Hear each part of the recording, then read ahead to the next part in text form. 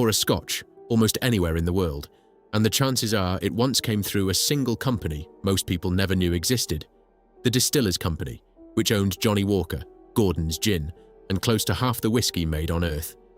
At its height, it ran more than 50 distilleries and bottled the world's best-selling Scotch in one Ayrshire town, Kilmarnock, for 190 years.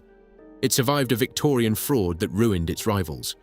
It survived 2 world wars, turning its stills to munitions and penicillin. It survived the Depression and the slow turning of fashion away from Scotch. And then, after 109 years, the pride of Scotland's whisky trade was gone, and 4 of the most celebrated businessmen in Britain were sent to prison. How does that happen? How is a company that survived everything captured in a single year? Chapter 1. The Striding Man.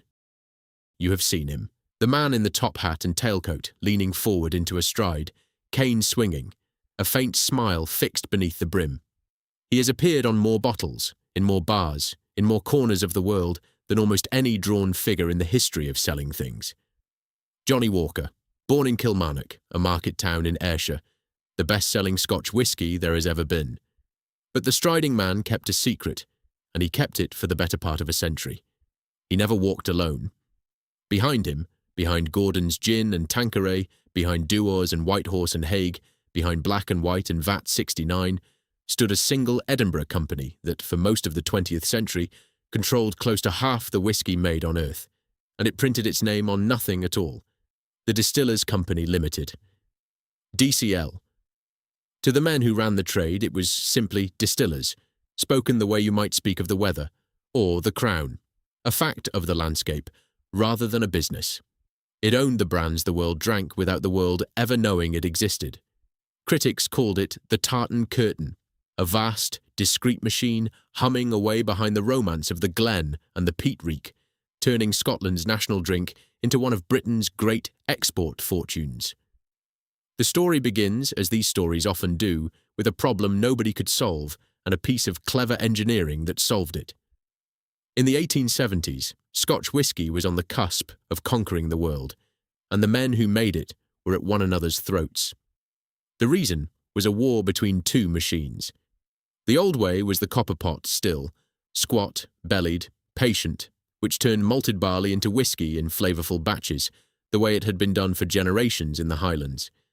The new way belonged to an Irishman named Aeneas Coffey, who had patented a continuous column still in Dublin in 1830. Refined in the lowlands of Scotland by a distilling family called Stein, Coffey's still never stopped. It ran day and night, swallowing mixed grain and pouring out a lighter, cheaper, near-tasteless spirit at industrial volume. That spirit was the future, though few admitted it yet. When the law changed in 1860 to permit blending in bond, the door swung open to blended Scotch. Pot-still character softened and stretched with grain spirit, and the timing could not have been better. Across the channel, the phylloxera louse was eating the vineyards of France down to the root. Brandy, the gentleman's drink, was vanishing from the world's tables, and into that gap walked Scotch whisky, ready to take its place. There was fortune in it for anyone who could make grain spirit cheaply and reliably. The trouble was that the lowland grain distillers were cutting one another to ribbons, undercutting prices until there was no profit left in the trade for any of them. Something had to give. Chapter 2. The Tartan Curtain. On the 24th of April, 1877, 6 lowland grain distillers signed away their independence to create one company. The merger took full effect that October. Their new headquarters sat at Torpichen Street in Edinburgh, and the firm earned its first nickname there, the Torpichen Street Leviathan. They were not romantic names, these 6. Macfarlane and Company of Glasgow, who ran the great Port Dundas distillery on the city's highest ground. John Bald and Company of Alloa, with Carsbridge. John Hague and Company of Fife, whose Cameron Bridge distillery had been one of the cradles of the coffee still. MacNab Brothers of Menstrie, with Glenachill. Robert Mowbray, with Cambus. And Stewart and Company, with Kirkliston. Of those 6 original distilleries, only one, Cameron Bridge, still makes spirit today. The rest are silent or gone. What they built solved the problem that had driven them half mad. The new company carved up production between them in fixed shares and set the price of grain spirit by agreement rather than by combat. The bloodletting stopped, and the machine they assembled was so efficient that within 3 years it controlled something close to 90% of all the grain spirit made in Scotland.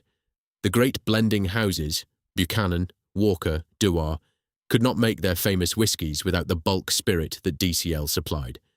The company sat at the centre of the trade like a spider at the centre of a web, and most drinkers never felt a single thread. Here is the strangeness of it, the detail that tells you what kind of creature this was. A company that would come to dominate the whisky of the world never put its own name on a single bottle. It hid behind the brands it owned and the brands it supplied. And stranger still, in those early years, the 6 founding distilleries went on being run by the very men who had founded them, men who still, in their hearts, regarded their new fellow directors as their deadliest rivals. It was less a marriage than an armed truce conducted around a boardroom table. What that truce needed was a manager who belonged to none of the warring families. They found him in a young accountant named William Henry Ross. Ross was an outsider, the first non-family man to rise through DCL on ability alone, and he rose like a tide. He became managing director in 1900 and chairman in 1925, and across those decades he was the company's brain and its spine. Colleagues remembered a man who worked the way other men breathed, early, late, relentlessly, with a head for figures and an appetite for consolidation that never seemed to tire. If DCL had a founder in any meaningful sense, it was not one of the 6 proprietors. It was Ross who took an uneasy cartel and turned it, patiently, into an empire. He had a gift for timing too, and his first great test arrived not as an opportunity but as a warning, a scandal that should have been pinned to the wall of every boardroom in Scotland and studied for the next 100 years. Chapter 3. The Big Amalgamation.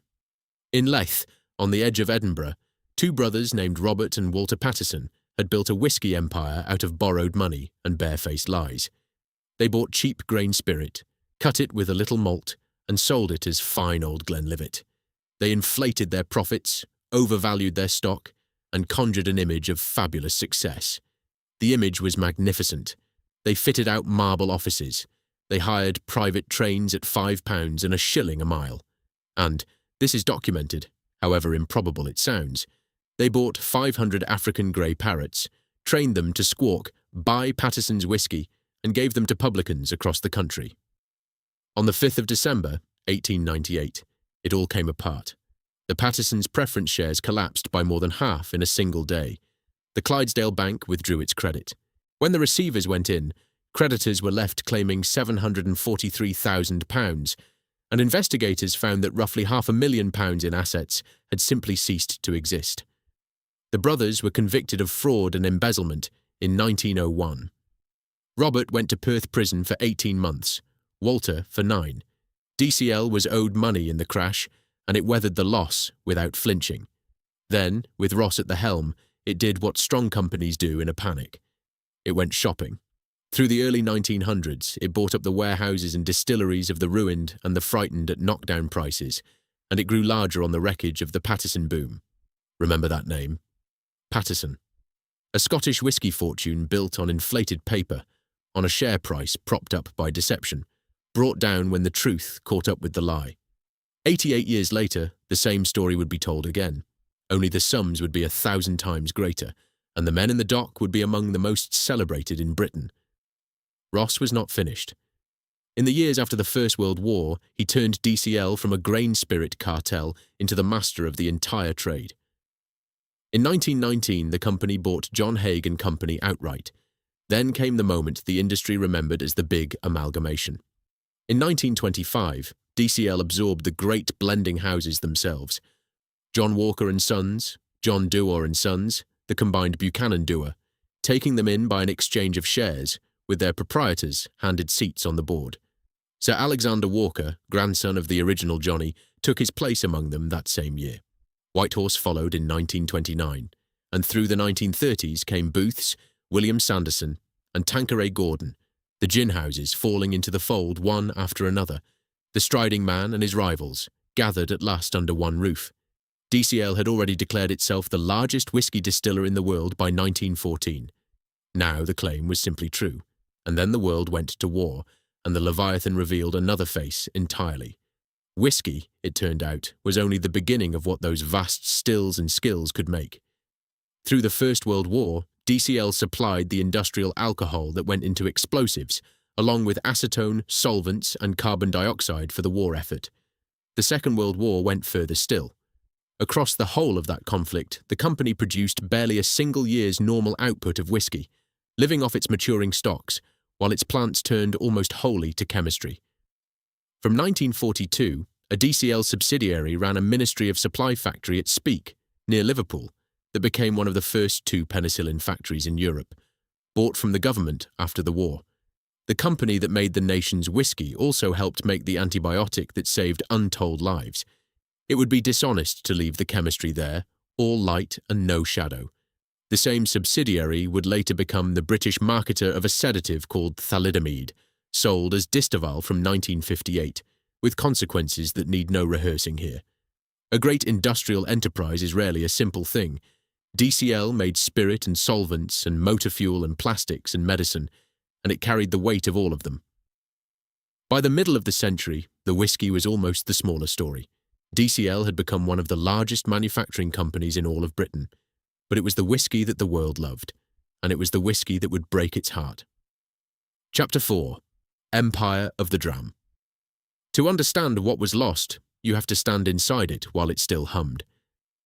Picture Kilmarnock in the long noon of the 1960s, the air over the town carrying the warm, biscuity smell of grain spirit and the faint sweetness of caramel. On Hill Street stood the largest whiskey bottling plant on earth, and inside it the lines ran with a clatter and hiss that never seemed to stop. Empty bottles travelling nose to tail along the belts, filling, capping, labelling with that square Johnny Walker label set at its jaunty slant, and packing for ports on the far side of the globe. The bond between this town and this whiskey was almost beyond reckoning. John Walker had opened a grocer's shop in Kilmarnock in 1820, and from that counter the most famous Scotch in the world had grown. By the 1960s, the relationship was nearly 150 years old, and to be a Walker's worker in Kilmarnock was to belong to something your grandfather had belonged to before you. The whiskey itself was made far from the bottling lines, in distilleries scattered across a geography that reads now like a roll call of Scottish romance. Speyside and the Highlands, the peat-soaked malts of Islay, the soft lowland stills. But the engines of the business were the great grain plants, and they were cathedrals of industry in their own right. Cameron Bridge in Fife, drawing on the waters of the River Leven, Castbridge at Alloa, the Caledonian in the heart of Edinburgh, and above them all, quite literally, Port Dundas in Glasgow. Port Dundas was the largest distillery in Scotland, and it wore a crown that no other works in the world could match. In 1859, its owners had raised a chimney that climbed 454 feet into the Glasgow sky, 32 feet across at its base, built of something like 1.4 million bricks, weighing 7,000 tons. For 30 years, it was the tallest chimney on the planet, a finger of Scottish industry pointed at the heavens, visible for miles across the city. It came down in 1928, but men who had grown up beneath it remembered it the way you remember a mountain you can no longer see. Inside the dunnage warehouses, there was a different kind of grandeur and a different kind of quiet. Cask upon cask, stacked low in the cool dark, the whiskey sleeping for years while a portion of it, the angel's share, the distillers called it, evaporated gently through the oak and vanished into the Scottish air. A warehouse like that has a hush to it that working plants never have, the patient hush of something that cannot be hurried. The wealth of DCL was largely there, in the dark, aging slowly. Vast lakes of maturing spirit that represented money the company would not see for a decade or more, and would not run out of for a generation. These were the works that built towns. In Kilmarnock and Leven, at Shield Hall in Glasgow, in the distilling villages of the glens, the distillery was not where the town worked. It was why the town existed. Fathers brought sons through the gates. The works hooter ordered the day. The wage packet on a Friday was the difference between a life and a hardship, and the men who earned it took a craftsman's pride in spirit they would never see drunk, bound as it was for New York and Sydney and Buenos Aires. The trade unions were strong, the employment steady, the skills handed down by men who could judge a cut by smell alone. It was, for those who lived it, as solid a working world as Scotland had to offer, and what flowed out of it was extraordinary. At its height, DCL held something close to half of all the Scotch whisky made in the world. It owned 5 of Scotland's 14 grain distilleries and 45 of around 118 malt distilleries. It commanded more than 60 blended brands and the great gin houses besides. It ran more than 50 distilleries in all. No single company before or since has held that grip on a national drink. Chapter 5. Half the world's whisky. The names alone were a kind of poetry, and they were everywhere.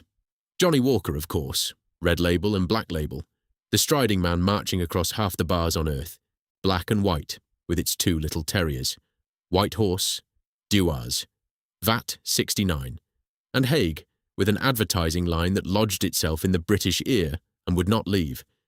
Don't be vague, ask for Haig.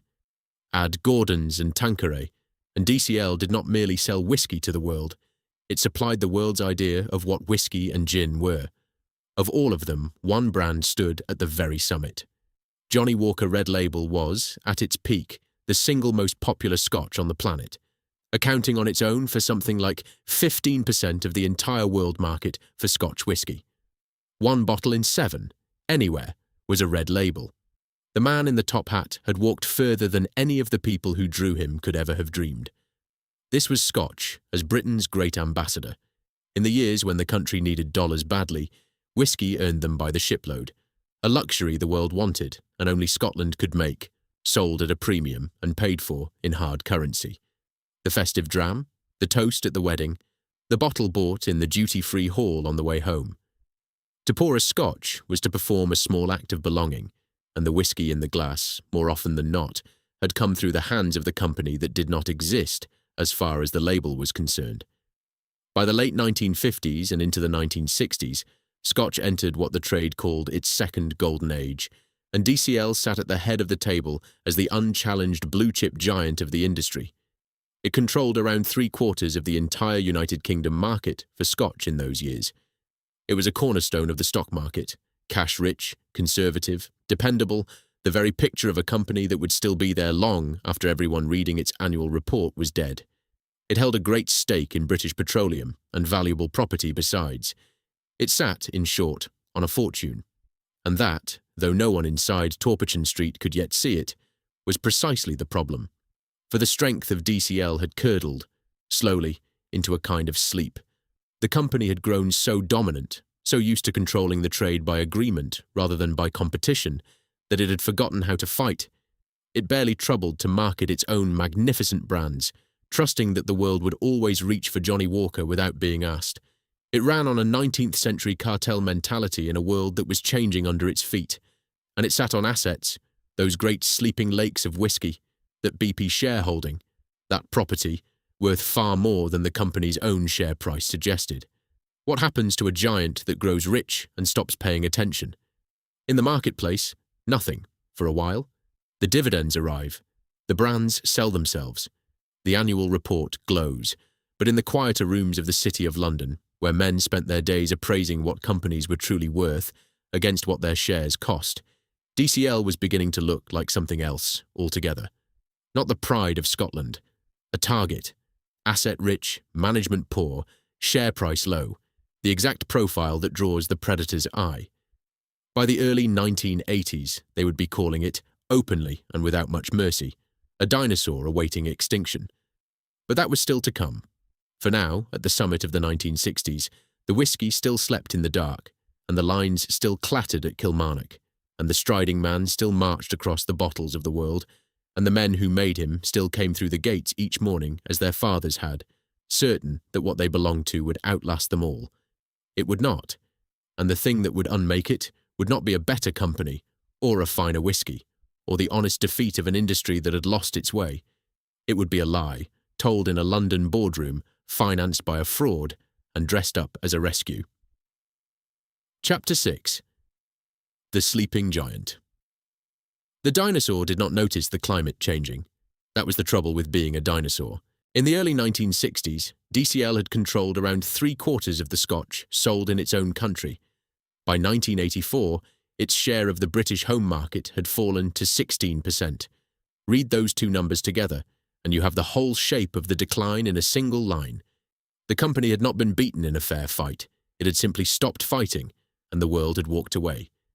The tastes of younger drinkers had turned. Vodka and white rum, clear, mixable, fashionable, untroubled by all that talk of glens and heritage, were what the young reached for now, and Scotch began to acquire the worst reputation a product can have. It became a drink of the past, a thing your father drank. And while DCL dozed, a single rival brand told the story, plainest of all.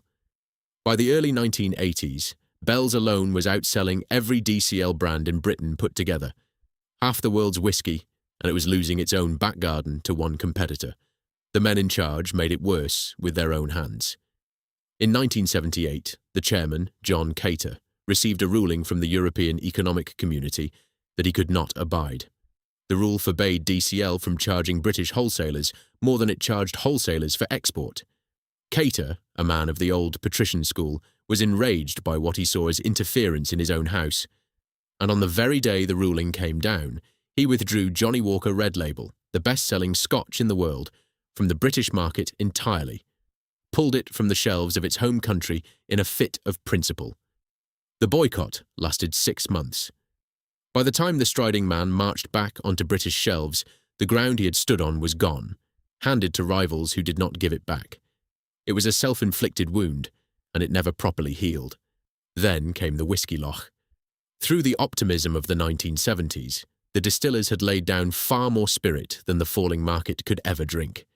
Now it sat in the warehouses in quantities that no one knew what to do with, a great surplus lake of maturing whisky, aging into a glut.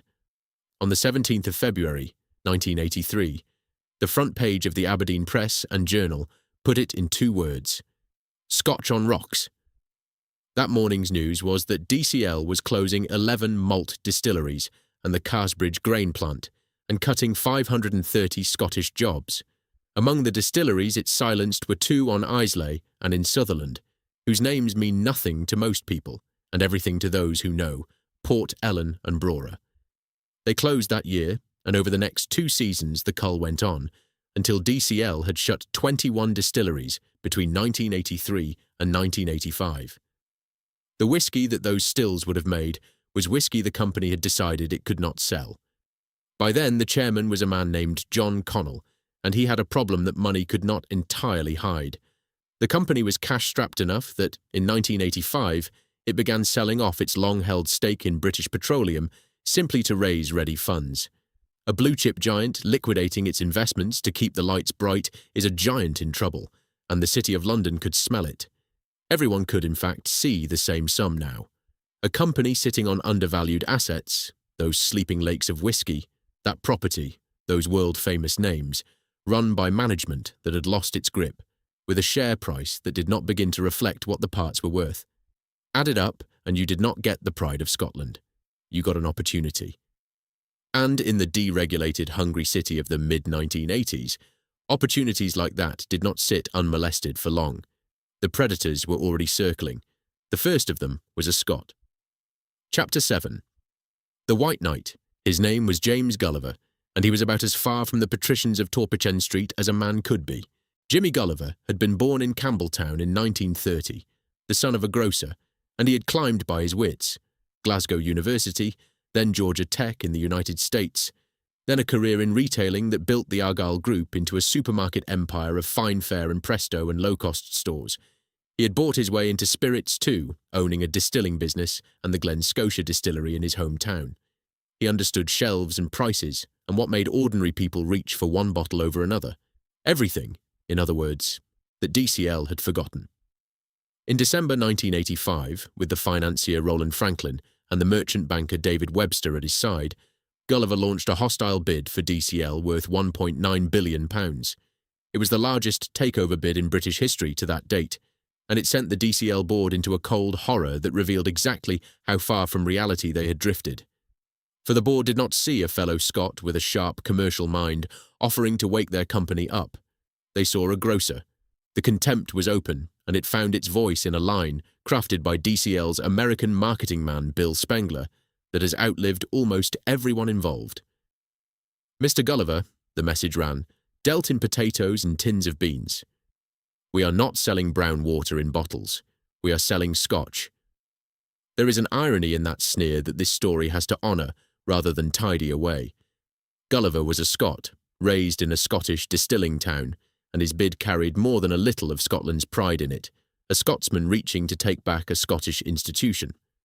The tale that would later be told, of London and American elites hijacking a beloved Scottish company, is emotionally true to its core. But it is also tangled, because DCL was a United Kingdom combine, not a tartan shrine, and when the moment came to choose a rescuer, its board would turn away from the Scot at the gate and reach instead for a brewer from London.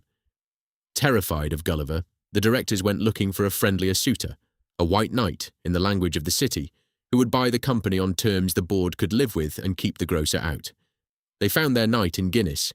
Guinness had just done something that made it look like exactly the saviour DCL needed. In 1985, it had fought and won a bruising hostile takeover of the Scotch whisky firm Arthur Bell and Sons, the very Bells that had been humiliating DCL on its own shelves, for around £370 million. It was Guinness's first real move into spirits, and it had been led by a chief executive whose reputation, just then, glowed like few others in Britain.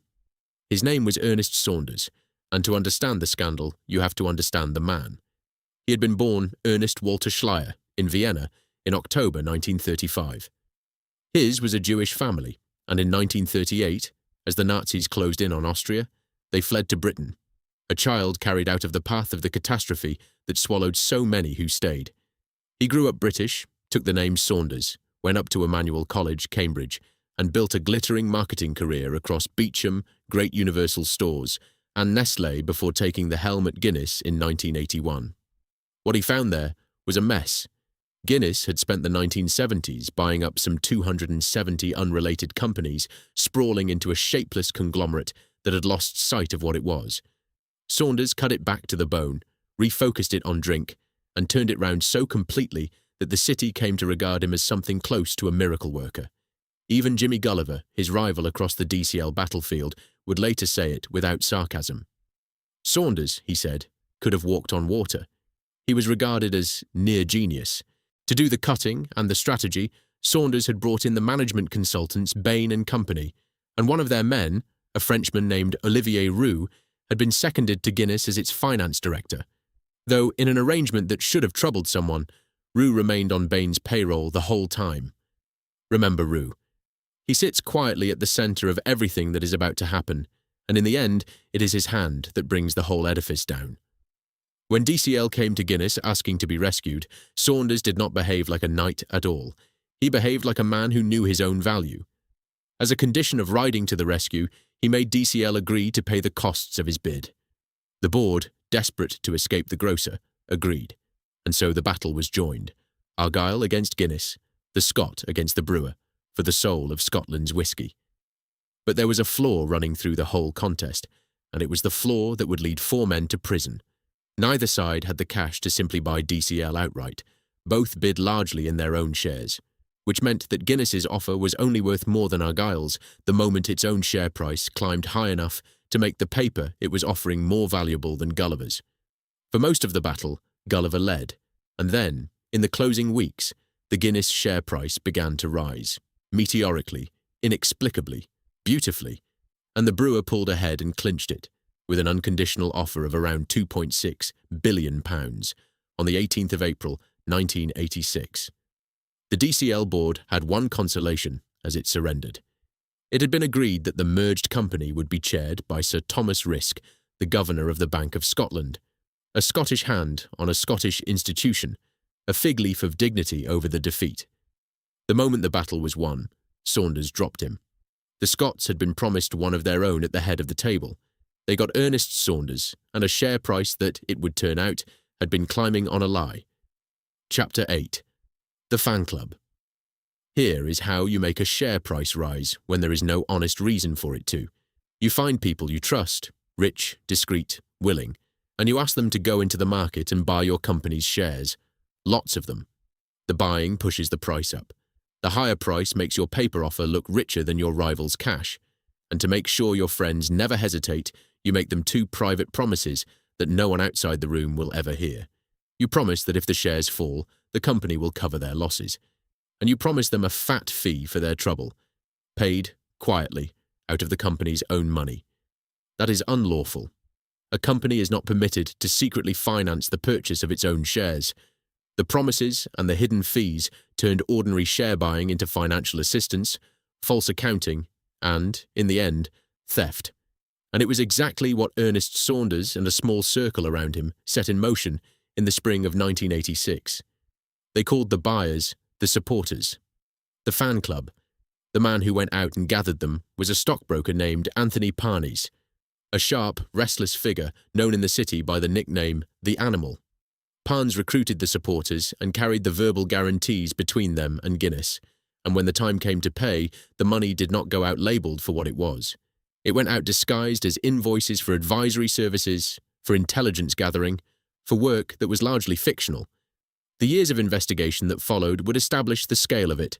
The scheme secretly coordinated the purchase of roughly 78 million Guinness shares, about a quarter of the entire company, for something near £258 million, driving the price up to around 278 pence and carrying the brewer over the line.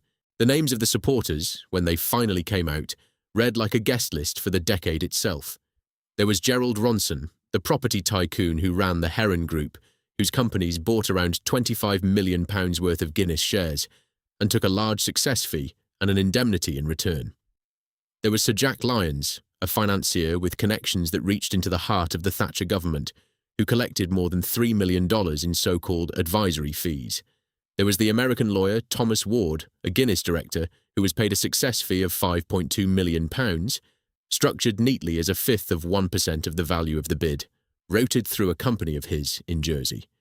Across the Atlantic, there was Ivan Boesky, the Wall Street arbitrageur, whose name would become a byword for the era's appetite, into whose investment fund Guinness would pour $100 million in May 1986, after the victory, in return for his support in the market. And in Switzerland, there was the old private bank Bank Loy, chaired by a Guinness director named Arthur Fuhrer, whose arms bought around 41 million Guinness shares, while Guinness quietly guaranteed them against loss and parked an enormous deposit with the bank to seal the arrangement. The sums, the secrecy, the sheer respectability of the people involved. It was breathtaking, and it was held together by trust between men who believed themselves untouchable. There is one name in the fan club that matters as much for what it did not receive as for what it bought. The single largest buyer of Guinness shares in the whole affair was the firm of Lord Rothschild, which acquired nearly £29 million worth. But Rothschild took no fee, asked for no indemnity, and was given no secret promise. And when the inspectors came to write their report, they found nothing to criticise in his conduct at all. He had simply bought shares in a company he believed in. The distinction is worth holding on to, because in the ugly years that followed, when some would claim the prosecutions had been driven by prejudice against Jewish businessmen, the plain fact that the one wholly uncriticised buyer was himself Jewish would quietly undo the accusation. Who decided all this, and why did clever men think they could get away with it? Saunders drove it. That much the evidence made clear. But it grew in a particular soil. The city of 1986 was a place mid-revolution, deregulated, intoxicated with itself, where the line between aggressive share support and outright crime had grown blurred enough that a confident man could persuade himself he was merely playing the game hard. What was never lawful, never defensible, never grey, was the secret indemnities and the secret fees, paid with the company's money and concealed from its own board. The Guinness directors, as a whole, never sanctioned any of it. A handful of men at the top did, and told the rest nothing. For a few weeks in the spring of 1986, it worked perfectly. Saunders had won the prize. The grocer was beaten. The Scottish institution was his. And the share price that had carried him to victory stood high and proud on a foundation of money that was never supposed to exist.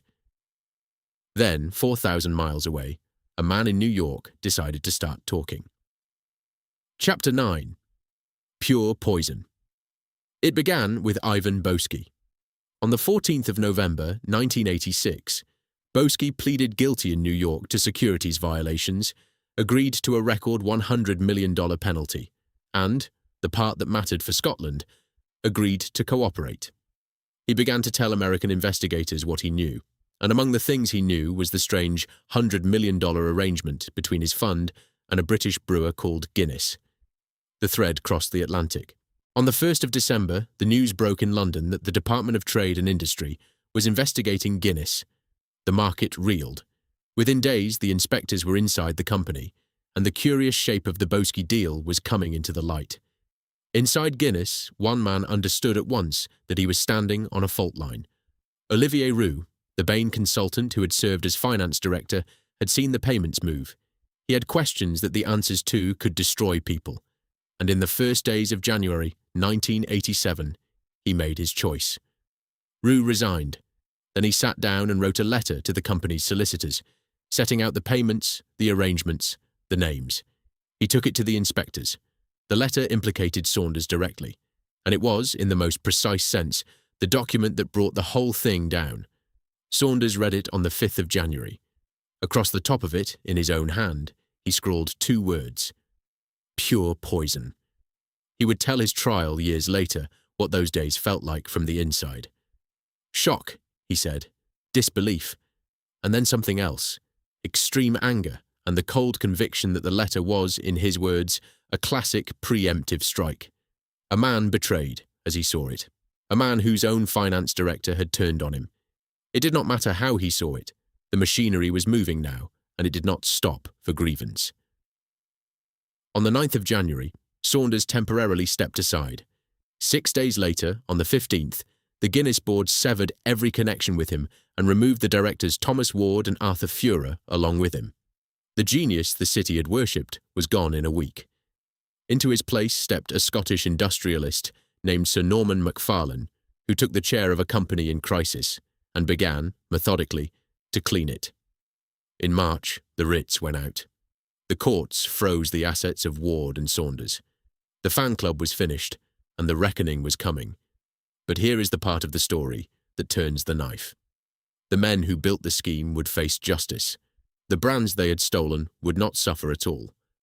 In June 1987, Guinness folded DCL together with Arthur Bell and Sons into a single new company, United Distillers, with Sir Norman Macfarlane as chairman and a pair of capable managers, Anthony Tennant and Anthony Greener, to run it. And United Distillers did, almost overnight, everything DCL had spent 30 years failing to do. It stopped discounting and started building. It drove the price and the prestige of Scotch upward instead of down. In 1988, it launched the classic malts range, teaching the world to drink single malts by name. It seized control of its own distribution. The numbers tell the rest. Group profits leapt from £408 million in 1987 to £956 million by 1991, and £3 in every 4 came from the whisky. The sleeping giant, it turned out, had only ever needed waking. The tragedy was who woke it, and how. Chapter 10. The Reckoning. The British public wanted this one. There is no use pretending otherwise. Here, at last, was the spectacle the country had waited decades to see. Not faceless market forces, not a colliery closing by ministerial decree, but named, fated, knighted men, the lords of the city, in the dock of a criminal court. The Serious Fraud Office took the inspector's findings and built a case under the old Prevention of Fraud Act and the Theft Act. The indictment was presented in August 1988. The trial opened on the 13th of February 1990 at Southwark Crown Court. The Old Bailey itself had no room large enough, before Mr. Justice Dennis Henry. 4 men stood accused. The press called them the Guinness 4. It was a marathon. The jury did not return its verdict until the 27th of August, on the 112th day of the trial, after 5 days of deliberation. When it came for all of them. Ernest Saunders was convicted on every front: false accounting, theft and conspiracy. The only one of the 4 found guilty of the conspiracy itself. He was sentenced to 5 years. Gerald Ronson was given a year in prison and fined £5 million. Anthony Parnes, the animal, the link man, was sentenced to 30 months. Sir Jack Lyons escaped prison only on grounds of his health. He was fined £4 million, and the following year he was stripped of his knighthood, a punishment that, for a man of his vanities, may have cut as deep as any cell. On appeal, in May 1991, the convictions stood, but the sentences were softened. Saunders saw his 5 years cut to 2.5. Parnes had his reduced to 21 months, and then came the detail that turned the Guinness affair from a scandal into a legend, and not a flattering one. At his appeal, Ernest Saunders' lawyers presented medical evidence that he was suffering from pre-senile dementia, an incurable, irreversible, progressive disease of the Alzheimer's kind. The court was persuaded. On compassionate grounds, Saunders was released after serving only about 10 months of his sentence. He then recovered. A man diagnosed with a degenerative dementia from which, by every law of medicine, there is no return, walked out of prison and got better. The Crown's own neurologist had argued all along that what ailed Saunders was depression, not Alzheimer's. The recovery was so complete, so convenient, that the phrase Saunders syndrome entered the language as a byword for a miracle that nobody quite believed. The story has never been told without a raised eyebrow since, and it never should be. The reckoning frayed at the edges after that. A second trial, of the financier Lord Spence and the Morgan Grenfell banker Roger Seelig, collapsed under the weight of the defendant's failing health. Spence struck by a heart attack before it began, Seelig's collapse abandoning the trial mid-flow. Both were formally acquitted in 1993. Charges against another city man were dropped. Thomas Ward, the American lawyer, returned to Britain and was acquitted of dishonesty, though the House of Lords had already ordered him to repay his £5.2 million fee.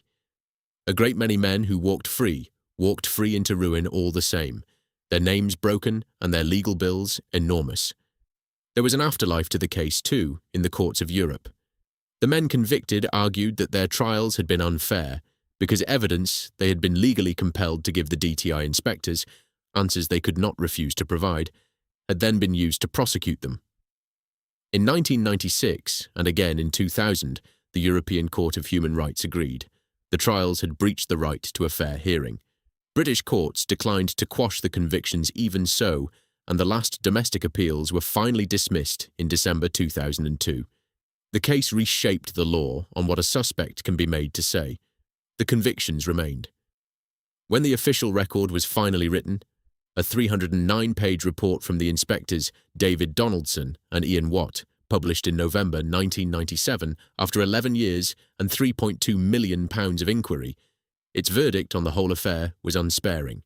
The scheme, it found, had bought up about a third of Guinness's shares, and without it, Gulliver's Argyle would most likely have won. Of Saunders himself, the inspectors wrote of a cynical disregard for the law, a contempt for truth and common honesty, and they noted, almost in passing, the £3 million that had found its way into his personal Swiss bank account. The Guinness affair became the emblem of its decade, the British shadow of Wall Street's own scandals, the proof at home of everything people suspected about the deregulated city after the Big Bang of 1986. It was the moment the 80s looked in the mirror. But scandals fade, reputations are rebuilt or quietly buried, and while the lawyers argued for 16 years over who said what to whom, the real loss, the one this story is really about, was happening far from any courtroom in a market town in Ayrshire, where the men in the dock had never set foot. Chapter 11. The brands survived, the works did not. The brands won everything. DCL became United Distillers, and United Distillers became, in time, part of Diageo, the drinks giant born in 1997 from the merger of Guinness and Grand Metropolitan, then the largest such merger Britain had ever seen. Diageo today makes something like 2 in every 5 bottles of Scotch whisky on earth. Johnnie Walker did not merely survive the fraud that captured it. It became, by some distance, bigger than it had ever been. In 2016 alone, it sold the equivalent of more than 220 million bottles. The striding man marches on, more widely than ever. The whisky won. The places that made it did not. Port Ellen and Brora, the distilleries silenced in the whisky lock of 1983, slept for the better part of 40 years, until the malt market boomed so fiercely that their few remaining casks became among the most coveted and expensive whiskies in the world. Diageo spent £35 million bringing them back from the dead, reopening Brora in 2021 and Port Ellen in 2024. Ghosts, resurrected because the market finally wanted what they had always made. Port Dundas was not so lucky. The great Glasgow grain distillery, the one that had worn the tallest chimney in the world, had its closure announced in July 2009. Production stopped in 2010, the distillery's 200th year, and the buildings came down in 2011. Its work was consolidated into Cameron Bridge, the last survivor of the original 6. 2 centuries of distilling on Glasgow's highest ground gone in a generation. And then there was Kilmarnock. In July 2009, Diageo announced that it would close the Hill Street bottling plant, the largest whiskey bottling plant the world had ever seen, the beating heart of Johnnie Walker, in the town where John Walker had opened his grocer's shop 189 years before. Kilmarnock did not go quietly. The trade unions fought it. The Scottish government opposed it. The First Minister, Alex Salmond, joined a protest march of some 20,000 people through the streets of the town. 20,000 in a town that size, walking for the works that had defined it for the better part of 2 centuries. There were petitions. There were campaigns. There was the full, furious weight of a community that understood exactly what it was about to lose. It lost anyway. The plant shut in March 2012. It was demolished in 2013. Around 700 jobs went with it. Some 200 found other work within Diageo, 430 took severance, 82 were simply made redundant. The bottling moved to Shield Hall in Glasgow and Leven in Fife, and the bond between Kilmarnock and Johnnie Walker, 190 years old, the oldest unbroken thing in the whole of this story, was broken. Walk the 23 acres of that site now. The lines are gone. The clatter and the hiss are gone. The biscuity smell of grain spirit that hung over the town for generations is gone. The ground was given over in the end to a regeneration project and a college campus. Young people learning trades on the soil where their grandparents bottled the most famous Scotch in the world. There are worse fates for a place than to teach the next generation. But it is not the same as making something. It was never going to be the same. In 2021, Diageo opened a gleaming visitor experience on Princes Street in Edinburgh, £35 million of it, where tourists can learn the story of Johnnie Walker and raise a glass to the striding man. The heritage, beautifully preserved. The making, gone north and west and out of sight, into a handful of efficient plants where once there had been 50 distilleries and a town that lived and breathed the trade. This is where the eulogy has to be honest about what kind of death this was. DCL was not killed by a better company.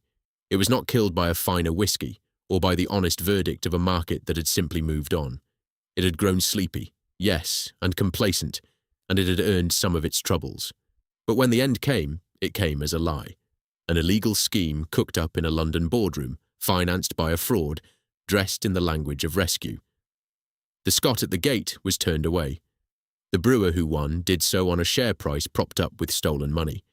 And though the men who did it were caught and tried and some of them jailed, a justice that the closing of a colliery or a steelworks almost never delivered, the prize they stole never came home. The whisky still pours. The brands are worth more than the men who built them ever imagined. Somewhere tonight, in a bar on the far side of the world, someone will ask for a Johnnie Walker without the faintest idea that there was ever a company called Distillers, or a town called Kilmarnock, or a march of 20,000 people who could not save the works that gave the world its drink. The striding man walks on. He always did walk alone, in the end. We just never noticed until the town behind him fell silent.